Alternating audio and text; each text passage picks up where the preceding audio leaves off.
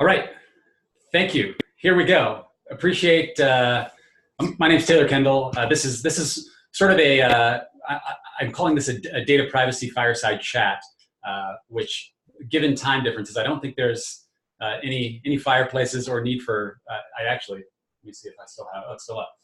This was my thought, just to make sure it was authentic.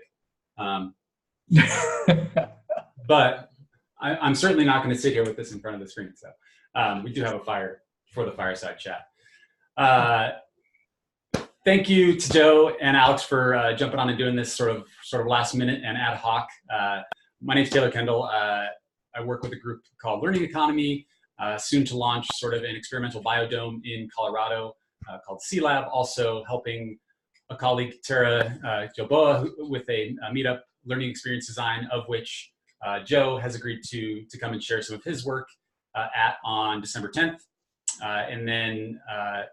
And he's going to share a little bit more about this data privacy lab that we'll be working through. And then got connected up with Alex and hope to do some work in writing, potentially with him, connected to the Commonwealth Center for Connected Learning, of which he's a part of and can share more about. So we just found this intersection and we're like, let's see if we can find some time, chat real quick, both dive down the pessimistic and optimistic world that is data privacy at the moment. I think that's okay to go either direction and have this be very open and honest and authentic with where we're viewing this stuff. It's not easy currently at the moment. So I'm inviting you both, given the sort of organic nature of this conversation, to be as open and honest about sort of what your view on this stuff is. So let's kick it off with some brief intros, and then we'll dig in. Joe, who's with Beacon, if you want to kick it off, and then we'll turn it over to Alex. Oh yeah, thank you. So a little background on me. I'm a experienced designer by trade. I do both design and code. My last gig full-time was as a consultant for Google out in Mountain View, California. I worked on a lot of the mission critical products and services that Google has going on, everything from marketing up into product launch at times.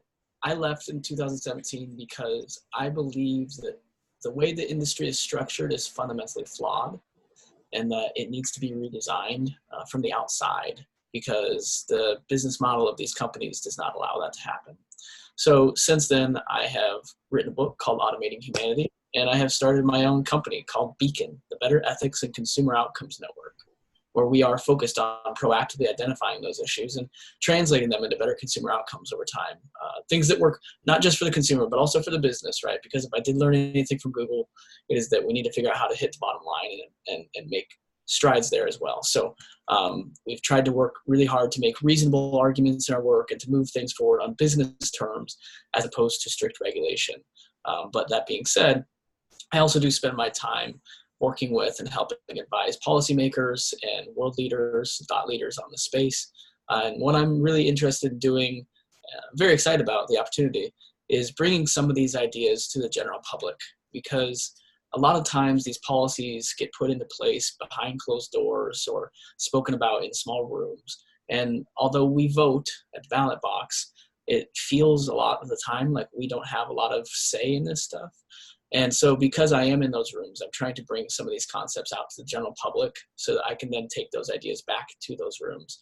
And that's what we're hoping to do with the Policy Lab is really get people involved and feeling things, not just talking about law. I hope this doesn't, I won't let it turn into me speaking at people for an hour. It's going to be a little bit of me talking about the work and the experiences, but mostly we're going to work on hands-on workshop type experiences through this whole thing. We're going to actually think about what it means to redesign giving consent to companies. And then we'll think about how we do that within the constraints of modern law, which will allow us to think and actually feel what designers and engineers and technologists have to go through to deal with this.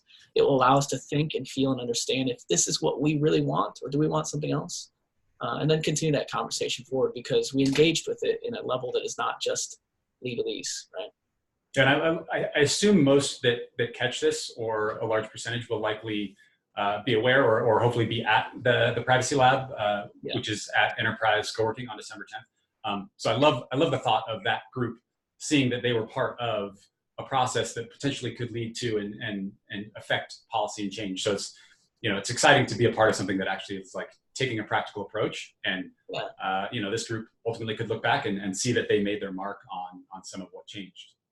Yeah, I'm excited to see what people think. And I think the biggest thing is, as an experienced designer, I'm taking my usability testing mind to policy.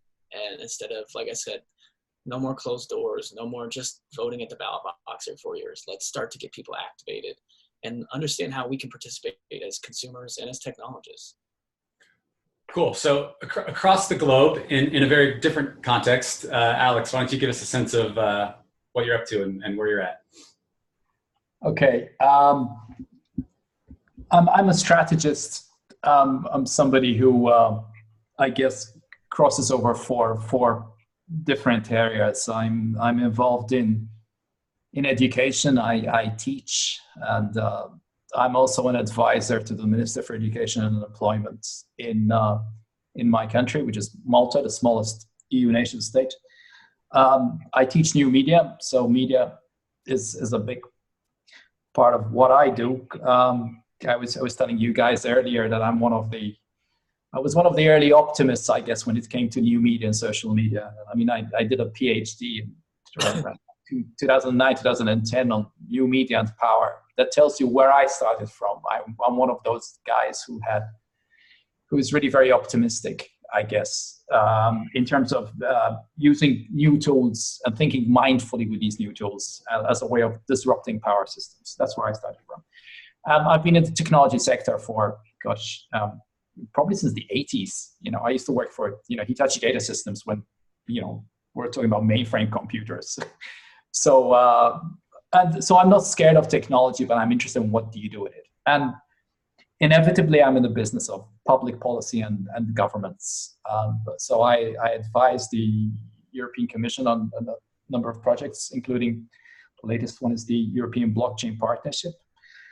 And I've been very much actively involved in this part of the world on looking at pilots that have some relationship with putting the blockchain again to good public use. So I was the architect of the first nation state application of the blockchain in education, wrote a report for the European Commission, which has been downloaded many times now.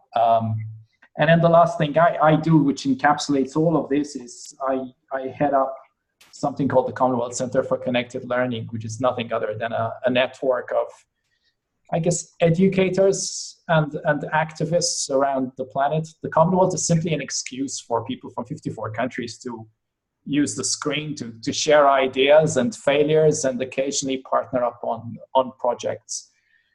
So that's what I do, really. I teach, I consult, and as I get older, I'm more impatient than ever. As you start running out of time, you want to try and get things done. So I'm more into the business of praxis now than just writing policy papers. I've done a lot of those in my life. Awesome. Well, yeah, and there certainly feels like there's a lot of action that needs to be taken. So I appreciate both perspectives of like, let's move on some of this. Things are exponential when it comes to technology in so many ways. So it's in a lot of ways, there's not a lot of time to wait. But at the same time, having these conversations, I think, actually is part of that process.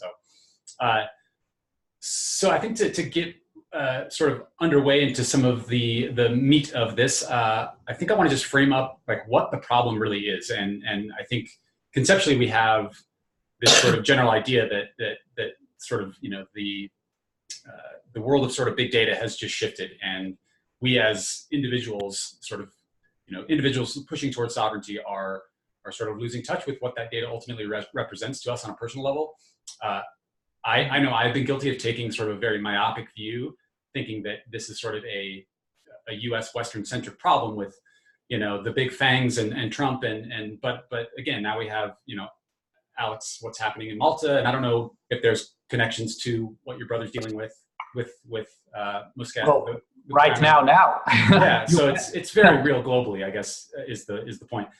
And so I thought a really good way to frame it up, Alex, you just held a really interesting event, which I love and applaud the honesty and pointedness in the title, Post-Truth Society, Fake News, Datafication, and Mass Surveillance to the death of trust. And so like really, I think on the nose of what we're all involved in currently. And as part of that, I should mention, go, there's a ton of great content and videos. And I think it's probably all up at this point. Yeah, it is. So yeah, I recommend taking time to go and take a peek at some of those videos that got shot at that event. But one of the critical questions that you framed up as part of that event is this, and I think taking a few minutes to respond to this, both of you, would be a good starting point. And one of those critical questions was, what price is being paid for a data-driven and algorithmically controlled society? So what, from each of your sort of views and lenses, like what price really is being paid currently? Not what do we envision as the price being paid, but like what is being paid at the moment? Gosh, you're going to start, Joe, or shall I? I mean, let me frame the conference, okay? The whole, what I was really interested in was getting very different perspectives from people. So for 2 days, we had anything from philosophers to people who build things, people who are into critical education, okay, to policymakers, to a minister somewhere in between, to having a background of an unsolved murder of a journalist, okay, and somebody who actually came to troll, Hossein Darakhshan, okay. So it was a very charged atmosphere for about 2 days with people from very different disciplines. At one stage, there was this guy called Ken Coquier. I don't know if you know the guy. He works for The Economist, okay, and people started to challenge this whole notion of post-truth, as if truth ever existed, okay. So Ken actually says, I'm a journalist. I've been in the business of peddling fake news all my life. Whenever I produce something, I can't technically vouch, he said, that I'm looking at something and that the whole four corners have been checked. I mean, if you want to fast track to what we're actually living right now in this tiny island, for the wrong reasons right now, Malta has made the news worldwide, okay? And yet, even while this was happening, when the world's media descended on Malta, try and find out, whether this high-profile murder can be solved, okay? The Guardian, which is one of the most, the newspaper I read, still fell into a whole piece of fake news when they connected some sniffer dog that found some drugs somewhere at Malta airport with somebody being taken to court. It was a piece of fake news. And so what people were trying to pull away and saying, one, is there such a thing as an absolute truth? Now, I think if you come to things like murders, yes, there are. Who did it? Okay. But when you start looking at things like the platforms that we all love to hate or we all use, whether it's the Googles, the Facebooks of this world, this is where you get into kind of murky territory. And that's when things starting to fork. Okay. When I said I teach anybody from like 21-year-olds to people doing master's degrees. I'm increasingly faced with young people who are kind of looking at me and saying, yeah, we know all of this stuff. There's some bad stuff happening. But you know what? If I can make a quick buck becoming a social media influencer, I'm going to go for it, whatever you tell me. Mm-hmm.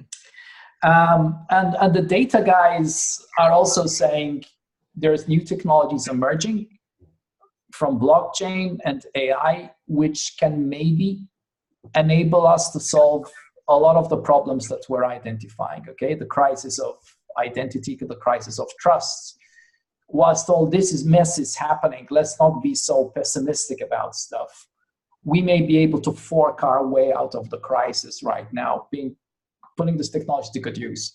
So I think if I pull away in terms of what this conference was about, there's a lot of material that we're still kind of plowing our way through as to what was said. The only clear pathway I can find right now is going back to redefining education, and that's where I'm setting my stall in my autumn years, I guess. But that means coming up with a completely new way of what we think is education and learning these days. For me, this is education and learning, not necessarily when tomorrow I have to stand like a stand-up comedian in front of 60 kids with all the technology behind me and do my performance of a lecture, okay?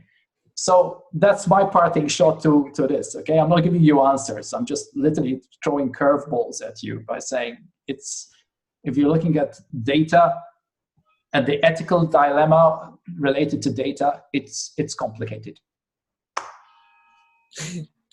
Joe, please feel free to layer on the complexity. Yeah. So I think going back to the question of like what are the prices we're paying, fundamentally, and there's plenty of research behind this, we are paying with the health and wellness of our societies. Right? We're no longer paying physical currency like we used to. Not that we don't, but it's much less, right? I've written about this in my book a bit when I talk about data monopolies and how to understand what is the new attention economy, right? This is a little abstract, and sometimes it helps to have slides, so I'm going to try to do this as best I can. But basically, you think of it like this, right? First of all, we've all heard the phrase of "we are the product," right? The thing I ask people is, when you need help with Google services, and feel free to answer this, when you need help with Google services, where do you go for customer service? Where do you go? Try Amazon. It's even worse. Amazon, right? So, right? There is no customer service. Right? There's a help center. You know who has available customer service with Google? They're ad buyers. Yeah. That's who has customer service. We are the product, and we are paying because we're being used. This is a new economy that they've created. And while I don't agree with how it's behaving, it is quite amazing what they've done, right? They've completely innovated around the world and shift our global economy. So the thing that I talk about in my book when talking about monopolies, data and attention monopolies, right, is we have to understand that we're now in this new economy. We're not in this fiscal world anymore. We're now in an attention-based world, right? And so what are the fundamentals of this attention economy? It is to get more attention, which then through engagement, clicks, swipes, whatever, turns into more data, which then through data brokering, product creation, et cetera, turns into capital, money, right? If we think about that model though, attention at its current state in history is an illegitimate and corrupted currency. It's illegitimate in the sense that we are not equally exchanged, right? It's not like a $20 bill that I can hand someone else that's worth $20.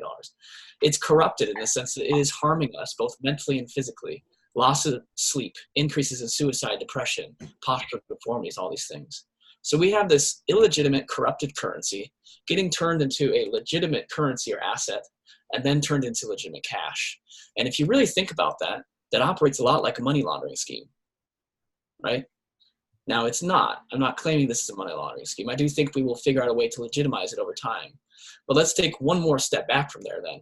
When we have companies that have lowered the fiscal price to zero, and they are now working to get as much data as possible because that's what drives their capital, then in order to do that, they have to create addictions or what we call sticky experiences in the industry, right? Now, an addiction, by definition, is intentionally and actively raising the attentional cost as high as possible, right? Because ultimately, if they had their way, we would just be glued to their services all the time because then they collect as much data as possible. So let's make that plain English. What this means is they've lowered the fiscal cost to zero, and they are now actively and intentionally price gouging in the attention marketplace with our minds. Does that make sense? And Yeah. We are paying the price in physical wellness, mental wellness, and the destruction of our societies. The trouble is these companies have scale, okay? Yeah. Scale. And so whether you're a kid sitting in Malta or somebody in Germany or somebody in the US, we're using the same platforms. And we've deemed them to be useful because, if we're going global, okay, which is what's happened, okay? I mean, even, most kids look the same way, whichever part of the world they're in, because they're all using the same devices. So, yeah, I think I'm always struggling with the idea, is it too late? Or what can be done, okay? Now, you're talking about the attention economy. I mean, how on earth do you get anybody's attention now? I mean, just ask anybody who's in the business of teaching and the business of selling anything, when on the other side you have people, tomorrow I'm faced with people with devices like this, and even trying to get them to look at me is a challenge because there's something much more interesting there, and that's the drug, right? Now, of course, my job is to tell them every single thing that they're doing, even if they're, you know, texting their girlfriend, okay, or watching something else instead of listening to me. That's adding to this whole schema of data, which is of value to someone. Yeah. Okay? The challenge I'm finding, though, is that they will tell you, when I'm telling I'm saying I go back to younger people, okay, because that's where my hope is. Okay, if I look at my generation, it's almost a lost cause sometimes, because it's just like, who cares? Okay, they think this stuff is advertising. And that was the success, by the way, of these platforms, that they used a very old paradigm called make money through advertising. So does media, by the way, make money through advertising. So, and put that into extremely effective use. So people migrated their budgets. Let's look at it from the business point of view. They migrated the budgets from putting it into TV and print and radio into this stuff, which is much more personalized and works. So from a business perspective, it's an absolute no-brainer. If you want to launch a new perfume or whatever it is, just put some ads on Facebook. I was faced with the same dilemma, imagine, to try and market this conference. So I have people saying, put some money into Facebook and you'll find somebody who wants to come to your conference. And I said, isn't this a bit double-edged? And we didn't. But the attention factor is something that is really important to try and get people to understand that there is currency in it, that we're paying the price for it and somebody else is making money from it. Now, I heard your TEDx talk and you're saying, you know, that data is yours and you're not getting any money for it. So my question then to you is there a way of making money for it if that's how we equate value?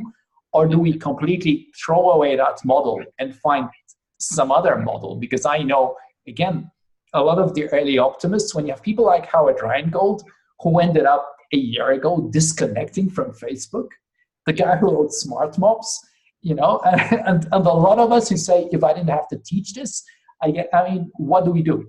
Yeah. Well, and ultimately, I think one of the biggest problems is that all these conversations get tied back to Facebook or Instagram or somewhere and into ads. And realistically, I don't see that as the end all be all. That's just what's easiest to talk about, right? But like the DMV in California, there was just an article came out the other week. The DMV in California makes $50 million a year off of our data. That's crazy. Who would have thought of that? My license plate and different things. Okay, like there's so much data out there nowadays. And what we have to realize is that data, at this point in history at least, the way it's used and engageable and machine learning and all this whatnot, data is simply labor abstracted from our physical bodies, right?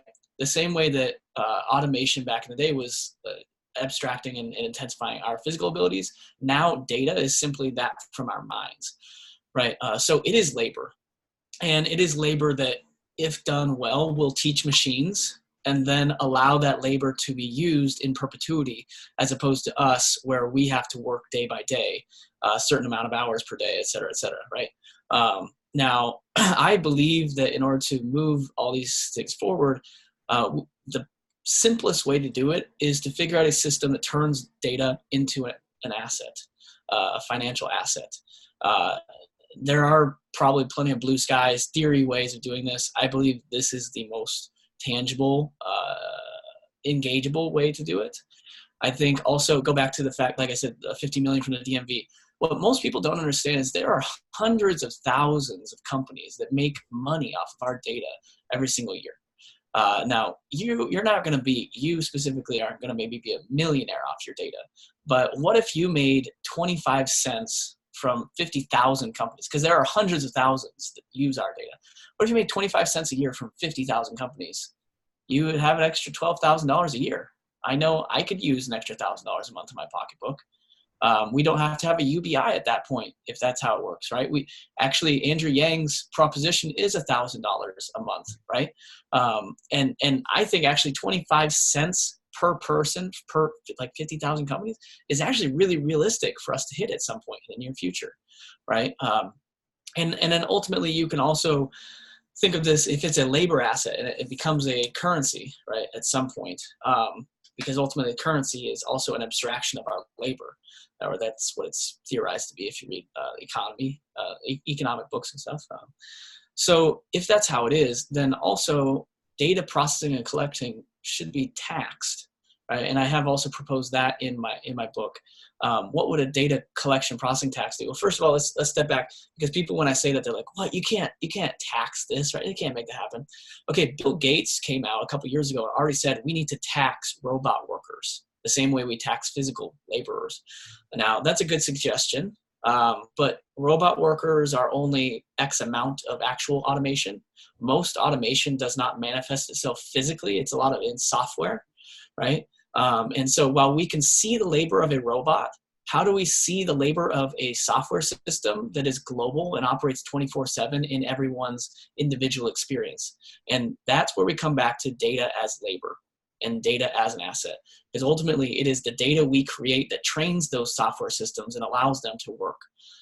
So now we get into, okay, well, we're going to tax the robot workers and automation that way. Why would we not tax the data collection processing that is enabling the invisible automation in software systems?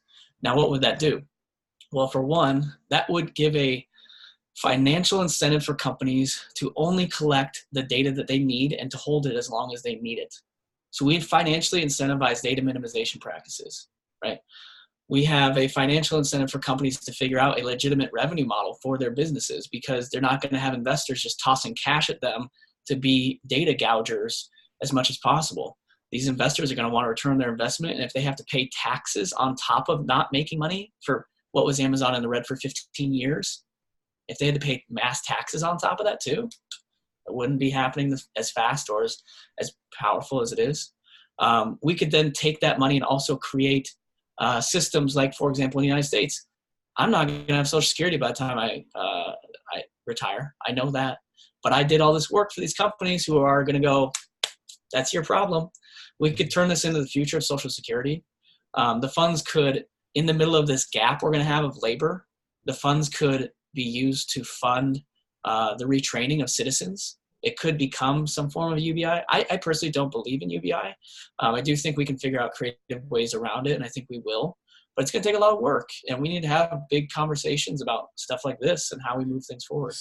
So I'm curious. I mean, in a lot of ways, it sounds like there is a definite sort of top-down policy element that has to take shape. Yeah. And there's also is it equal part sort of ground up the policy lab, privacy policy, understanding the terms and conditions.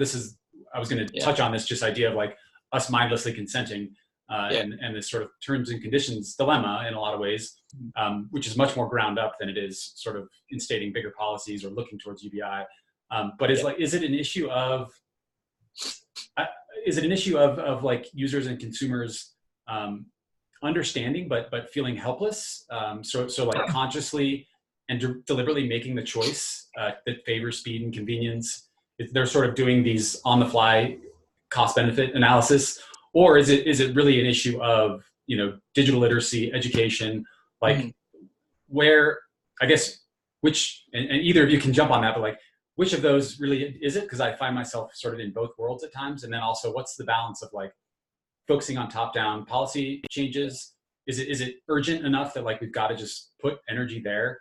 And versus some of the ground up, which undermines some of the work I think you're doing, Joe, which I love that you're just sort of on this like tour, this national tear to like really build in education. But I don't know what the balance between those is.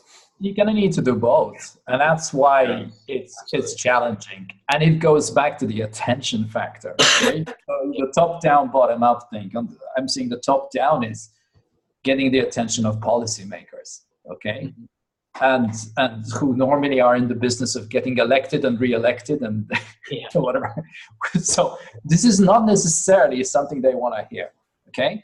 Right. The bottom up is, it takes you back to the business of learning and education, or whatever else we want to call it, raising awareness, okay? Saying, Houston, we've got a problem, okay?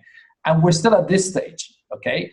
And you have to get into the whole equation that most people don't like negative stuff, especially if on the other side, I keep on using the influencer analogy, okay?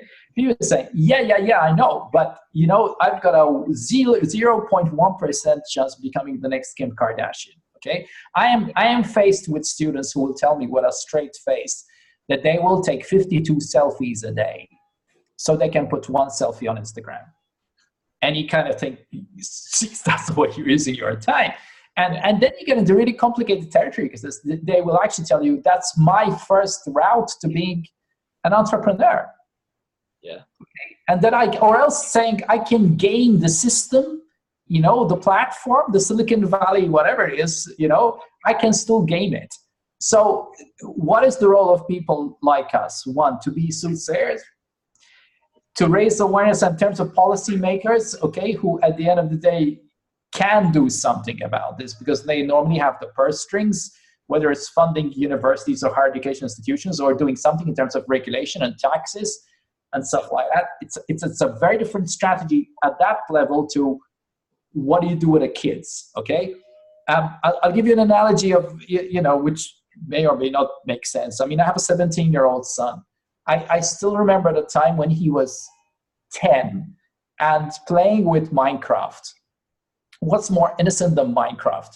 But somewhere along the line, I mean, my wife and I realized that this guy was spending a lot of time suddenly getting quite tense and into endless emails. And I said, what are you doing? And he said, well, I'm helping people. What do you mean helping? And I found that he'd got himself into some sort of forum, okay, mm-hmm.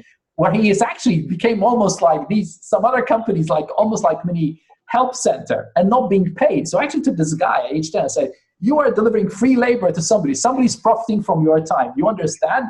So now I could do that because I was vaguely educated enough to know what the hell is going on.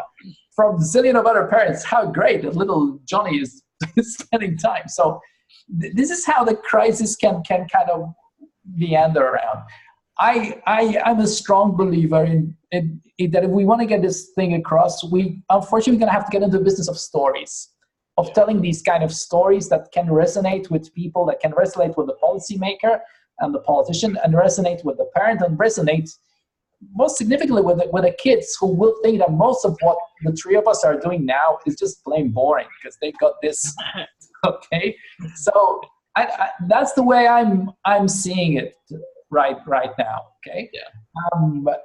But there has to be a way around it. I love your idea of Joe, of putting the old capitalist notion to good use. Okay, your analogy of saying there's hard data and there are people making money out of it, and using that story to bring it back into the general territory of using the screen, and what are we doing with the time we're spending in front of the screen, and you could do better than what you're doing right now. I think maybe that's where we have to put our attention right now, but we need different voices, different age groups, and different people rallying together to put this to good use, I think. I agree. Yeah, I mean, to be honest with you, that's why the majority of my work right now is focused on privacy, because I believe this all stems from the root, which is what we do or do not give consent to. And that's where it's fundamentally broken right now. I also see that engagement right there right now is a static one-way legal agreement. Why, at this point in history, with everything that we have that's so dynamic, do we have one piece, the core piece, static? Why is it? Consent is a cooperative experience. It is dynamic over time. We engage. Think of how, if you have a significant other, the time it took to get to know each other, to get comfortable, to get engaged in deeper and further, more meaningful parts of your relationship. That is the same way we engage with businesses, right? But on the internet, it's instant. It's right up front. Yes or no? What do you think? You can't actually. Whoever reads all of those things, you just click, let me get on with it. Yeah, you can't legally, literally, the majority of the world cannot read those agreements, even if they tried. It's not comprehensible. I have plenty of research. We'll talk about that at the workshop. But the thing is, that's the root of it. And I also see this, as much as I think most people think I'm crazy, I believe that experience is also the perfect time to educate people. How do you abstract it from just we have to get legal consent, to actually making this an engageable, educational, consensual experience? Because people have to do it. that is the perfect time to educate them. And then outside of this, that's why I'm also running these labs. And ours is going to be focused on privacy, right, next week. But what I'm also working on the backside of it is a whole new curriculum that I'm going to be taking into universities, and hopefully companies like, for example, I'm an expert mentor for WeWork Labs, and I'm reaching out to others like General Assembly and Turing to see, maybe they're interested in having some curriculum put up around what I'm calling empathetic privacy. Because all of the stuff that we have surrounding privacy right now, as Alec mentioned, is negative. So for one, we have like privacy by design. I am a full supporter of Anne. Her work is awesome. We actually have a partnership with GPS by Design. Like, it's awesome, but it is compliance, right? It is at this point in history, that is compliance. I have another friend, a similar boat. His name's Nathan Kinch. He has created data trust by design. Again, sounds like, acts like, is compliance, right? We need a human experience. Privacy is not compliant. Privacy is not a prescriptive legal document. Privacy is a humanitarian issue, and we need to abstract it from its legal definition to make it something that people experience and understand. Because the only way to change this story, yes, one is through good stories, but I believe ultimately is through feeling, right? That I can go tell you things all day till I'm blue in the face. This is not a rational argument. This is a spiritual awakening within society is what this is going to take. And so I'm running these workshops. This is the beginnings of what we'll do next week to help people begin to engage and feel the need for this and understand on a tangible basis. But next year, I'm going to be working on launching these empathetic privacy labs and longer term, actual full-on empathetic privacy curriculum so that we can, as mentioned, take this into students and just teach them before they even get into the workforce so that when they do get into these worlds, and to be honest, like, I'm not opposed to companies like Google and Facebook and Amazon or whoever continuing to do business. I'm opposed to them continuing to do business the way they're doing it, right? And if we train those leaders to help them change, then I'm cool with that, This just sort of struck me as you were talking, but I had never thought of, humans are infinitely more complicated and complex than a sort of terms and conditions agree or a privacy agreement. Yet consent, sort of in a relationship, human to human. You end up doing jail time pretty quickly if you don't adhere to consent, human to human. There's certainly no jail time for sort of these contracts getting shuffled our way. And again, I know in the end we do ultimately consent by pushing or swiping or clicking, but it's like it's certainly subversive. So it's interesting. I hadn't thought about that, but I think consent is at the core. And why we treat it differently. What I keep on thinking about is in terms of getting something which resonates, okay? Because I keep on thinking that we have a crisis in it, not just in the boardroom, in the home, and in the school when it comes to these ideas of truths as well as to what the hell is going on. I was just looking today at, I don't know if you guys know Hossein Darakhshan. Hossein is an interesting guy. The guy was jailed in Iran for 7 years. He was one of the Uber bloggers, okay? And he's doing a PhD in the UK, but he's saying that we're in this kind of post-enlightenment stage of life where he said, you have to accept 3 truths. He said, one is that we now respect images more than we respect text. And we've gone from the age of reason to the age of emotion. And we've gone from the age of public truths to personalized truths. And it's almost like, and I kind of get it, because I face it whenever I'm teaching, and I'm even facing it sometimes in the age of politics, hard politics, that on the other side of the old business of power, having to engage with the electorate out there that is out there taking, recording personal truths. We've got to find, I still think we've got to articulate the problem better. And I don't think we're doing that well enough. I'm saying we, the collective we, is people who are educated or in the business enough, like you were in the trenches of Google, Joe, to understand that there's a crisis. but offer some solutions. From the European perspective, the attitude here is, well, go and regulate the silicon guys, okay, and then whatever one thinks of the GDPR regulation, that's what it's trying to do. But on the other side, then they forgot things like the blockchain, for instance. Okay, so GDPR doesn't work with a technology like the blockchain. That if you want to put it to good use, you have to respect the whole issue about self-sovereignty and stuff like that. I just think we're this kind of a beginning of a. I always believe that the crisis gives us opportunities. I think we have to look at what those opportunities are and get the success stories and celebrate them very quickly and very loudly, but bearing in mind that we are in this age, okay? Nothing will work as much as some of these success stories, Joe, as you going to take a picture somewhere, putting a video, a 1-minute clip somewhere. So that's why we all do the TEDx talks, because at the end of the day, who the hell is going to read a book? It's much easier to, ironically, listen to the podcast as you're driving somewhere or before you go to sleep, or watch the video, right? I think that's the reality we can't get away from. I think it's the tsunami has happened. But what do we do now to stop? Yeah, that is a privacy issue. Of course it is. Okay, of course it is. So, and that's the bargain, the black bargain that we have to try and do. Okay, if I give you something, what do you give me back? It's as screwed as that. The trouble is that we all find using Google very useful. Some of us, I don't find it very useful, but some of us find using Facebook very useful. And I think and there's scale, man. They've done it at scale, So, yeah.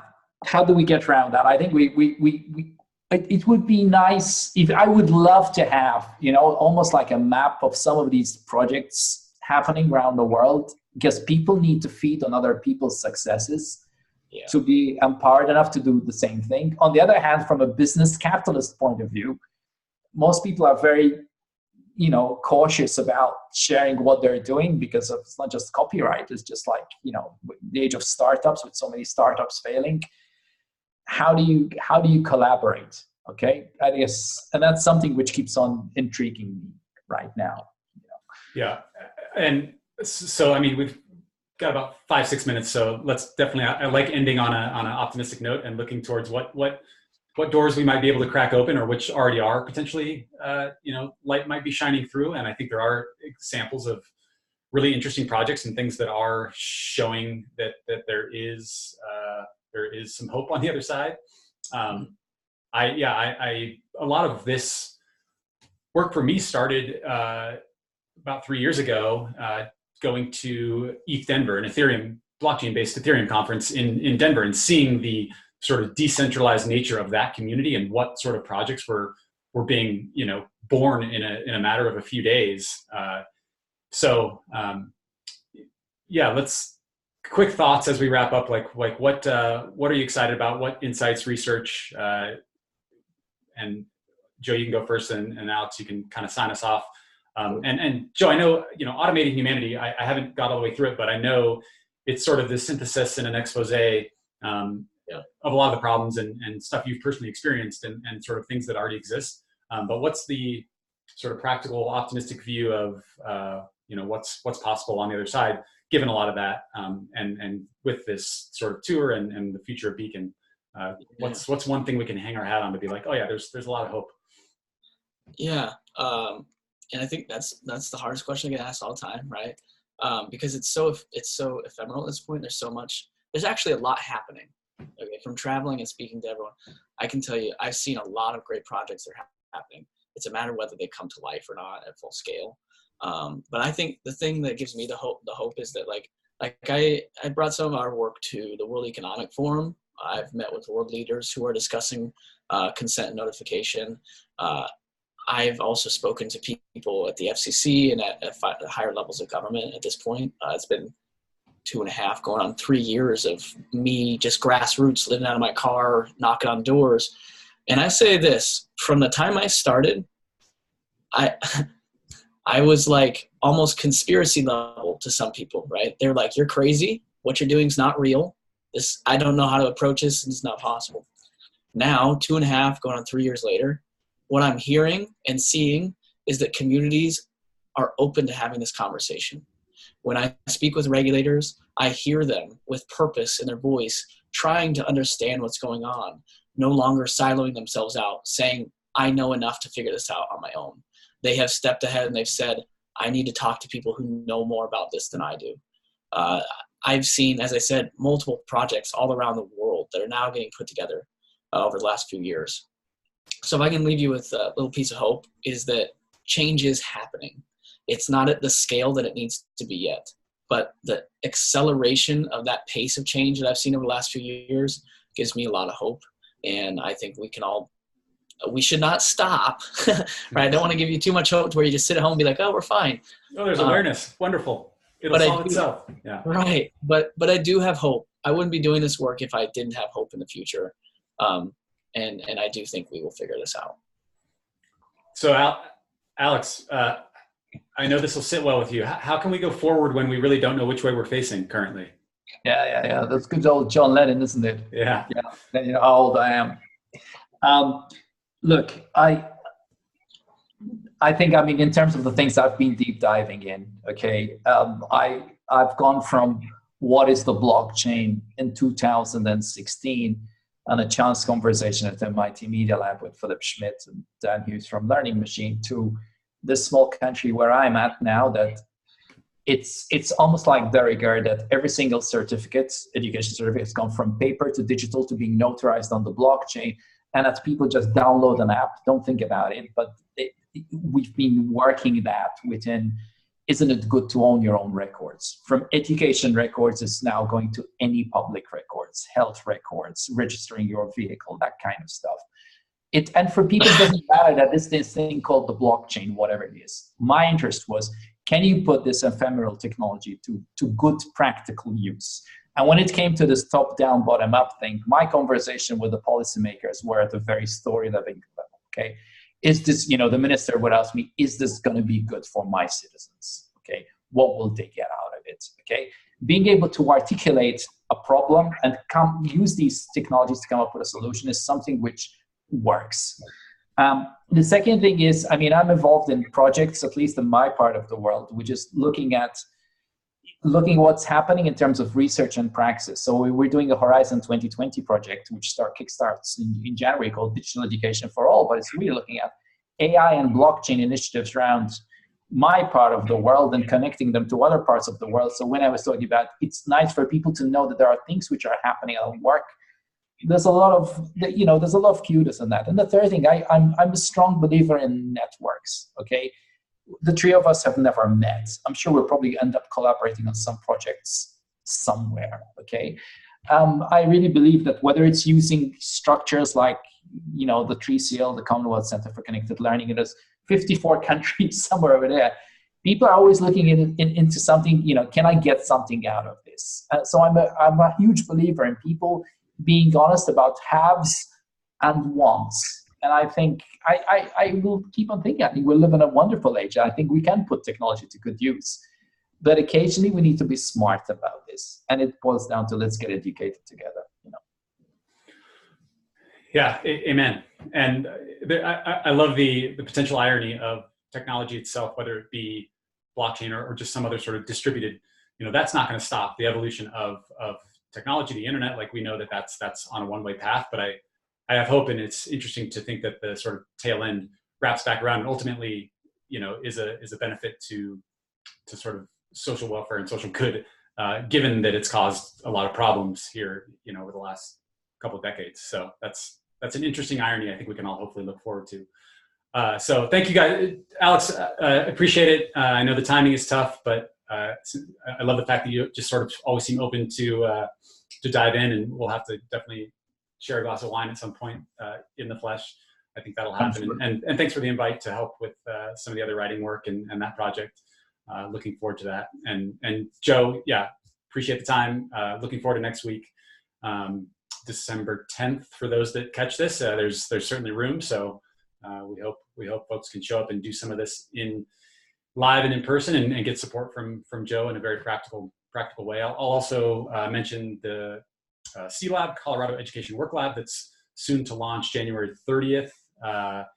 just on the edge of getting some other things out about that, but that is going to be sort of a biodome in Colorado across the state to utilize decentralized infrastructures to sort of tie some of the pieces that are currently disparate between education and work. And that's with learning economy. So in partnership with the Colorado Department of Higher Education. So exciting things happening, certainly, and want to continue to intersect these nodes where we can, because I think we're all working towards a lot of the same goals. Any final thoughts or things you want to share or plug? Always want to make room for that if there's things we haven't touched on. I don't think so. Grab Joe's book. It really is worth a read. Thank you. Well, I do appreciate that. But more than that, I just hope to see people at that next week. I love doing it in person. I think that's the best way to actually engage with these topics is in person and hands-on. So if you hear this and you're listening, I hope you come to the event because it will be different than I think a lot of events you've ever been to. Yeah, and sadly and ironically, I'll share using Twitter and some of the social mechanisms we know to exist. But I'll make sure to link up the meetup through that as well, so folks can get. Yeah, I mean, final thing for me is like, I mean, if you go on connectedlearning.edu.mt, there's a whole bunch of videos there from some great thinkers, I think, and it's some of that, we've shared all the videos on their Creative Commons license. I think there's some interesting stuff that people can deep dive into. All right, until next time, appreciate the time, guys. We'll talk soon. Yeah, absolutely. Talk soon. Bye. Cheers.